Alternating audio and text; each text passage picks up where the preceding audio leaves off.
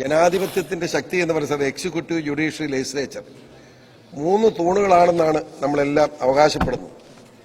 നാലാമതൊരു തൂണായിട്ട് നമ്മൾ ഭരണഘടനയിൽ നിർവചിക്കപ്പെട്ടില്ലാത്ത മാധ്യമങ്ങൾ, പത്രപ്രവർത്തകരെ പറയാറുണ്ട്.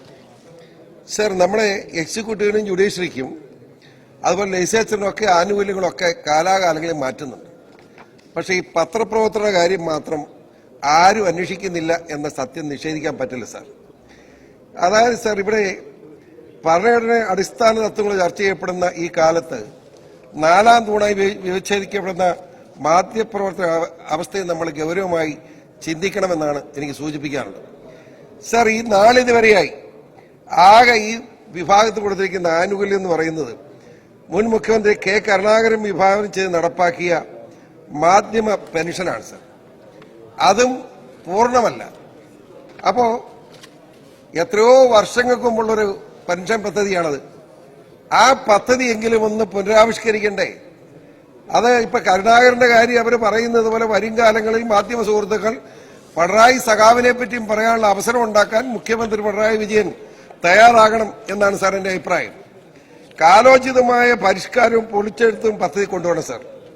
പത്രപ്രവർത്തക സംഘടനയായ KUWJ ഇക്കാര്യം പലതവണ ഉന്നയിച്ചിട്ടുള്ള കാര്യമാണ് സാർ. യൂണിയൻ അംഗങ്ങളായ എല്ലാ മാധ്യമപ്രവർത്തകരെയും പെൻഷൻ പദ്ധതിയുടെ പരിധി കൊണ്ടുവരിക എന്നതാണ് ഇതിലൊന്ന്. ഇപ്പോൾ മാധ്യമപ്രവർത്തകർ ഒരു ന്യൂനപക്ഷത്തിന് മാത്രമേ ആനുകൂല്യം ലഭിക്കുന്നുള്ളൂ സാർ. ഇതിന് മാറ്റം വേണം. അതിന് പ്രിന്റ്, ഡിജിറ്റൽ, ഓൺലൈൻ മാധ്യമ സ്ഥാപനങ്ങൾ ചേർന്നുള്ള ഓൺലൈനിലും പ്രസിദ്ധീകരണങ്ങളുള്ള എല്ലാ മാധ്യമപ്രവർത്തകരെയും പദ്ധതി കീഴിൽ കൊണ്ടുവരണം എന്നാണ് സാർ എന്റെ അഭിപ്രായം.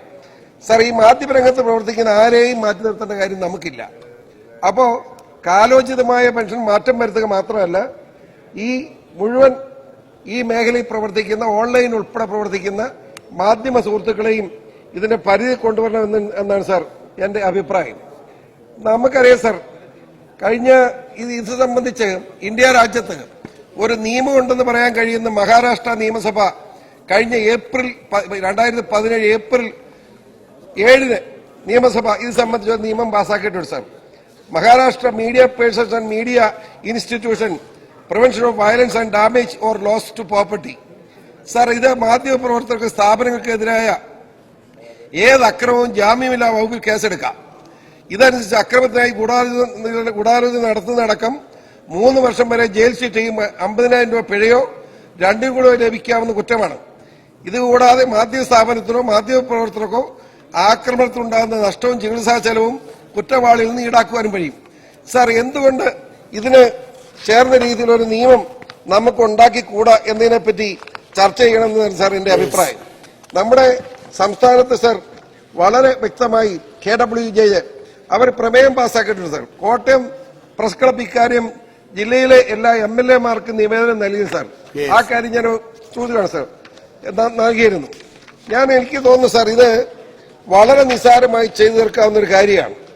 കാലോചിതമായ മാറ്റം എല്ലാത്തിനും വരുത്തുമ്പോൾ മാധ്യമപ്രവർത്തകരെ മാത്രം നമ്മൾ മാറ്റി നിർത്തേണ്ട കാര്യമില്ല എന്ന് തന്നെയാണ് സാർ എന്റെ അഭിപ്രായം.